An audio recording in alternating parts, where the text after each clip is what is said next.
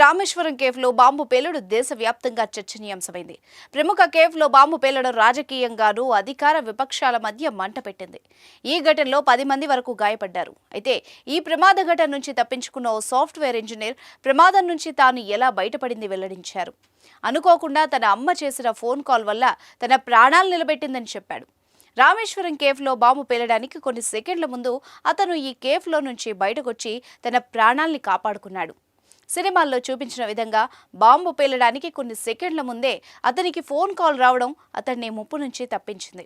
Avira Women's Day special offer 50% off on IUI IVF valid till 8th March.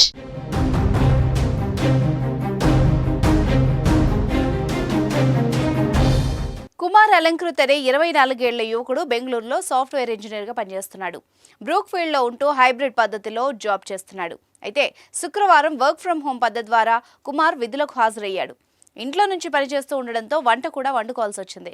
అయితే ప్రతిరోజు వంట చేసుకునే కుమార్కు శుక్రవారం ఎందుకో గరిటె పట్టుకోవడం బద్ధకంగా అనిపించింది. దీంతో సరదాగా అలా బయటకు వెళ్లి తినేసి వద్దాం అనుకుని ప్లాన్ చేసుకున్నట్టుగానే లంచ్ కోసం బయటకు వచ్చాడు. రామేశ్వరం కేఫ్ వద్దకు వచ్చిన అలంకృత్ ఓ ప్లేట్ ఇడ్లీ మరో ప్లేట్ దోశ ఆర్డర్ ఇచ్చి చెట్టు కింద కూర్చున్నాడు. ఇక ఇడ్లీ తినడం పూర్తయిన వెంటనే దోశ కోసం కౌంటర్ వైపుగా వెళ్ళాడు. ఆ సమయంలోనే అతని ఫోన్ రింగ్ అయింది. తీసి చూస్తే తన అమ్మ నుంచి ఫోన్ కాల్ వస్తోంది.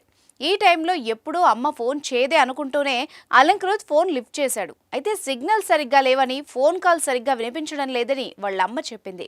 కాస్త పక్కకు వచ్చి మాట్లాడమని సూచించింది. అలా అమ్మ చెప్పిన వెంటనే కుమార్ అలంకృత్ కాస్త పక్కకు వచ్చాడో లేదో వెనుక వైపు నుంచి ఢబేల్మని పేలుడు. వెనక్కి తిరిగి చూస్తే అప్పటి వరకు తాను కూర్చున్న చెట్టు కిందే పేలుడు జరిగింది.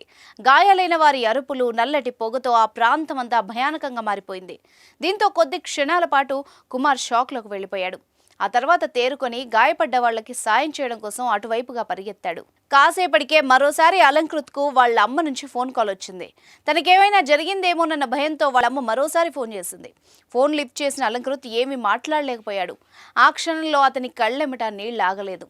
గుండెల్లో దడ, గొంతులో భయం, వాటిని దిగమింగుకుంటూ అలంకృత్ మొదటగా చెప్పిన మాట థ్యాంక్ యూ అమ్మ. ఈ ఘటనను గుర్తు చేసుకుంటూ కుమార్ అలంకృత్ భావోద్వేగానికి గురయ్యాడు. ఆ క్షణంలో తన అమ్మ తన ప్రాణాలను రక్షించిన దేవతగా అనిపించిందని అలంకృత్ చెప్తున్నాడు. ఎప్పుడూ సాయంత్రం సమయంలో ఫోన్ చేసే అమ్మ ఆ రోజు మధ్యాహ్నం సమయంలో ఫోన్ చేయడం, సిగ్నల్ సరిగ్గా రాకపోవడం, తను పక్కకు వెళ్లడం, ఇంతలోనే బాంబు పేలుడు అంతా ఓ మిరాకిల్ అంటున్నాడు.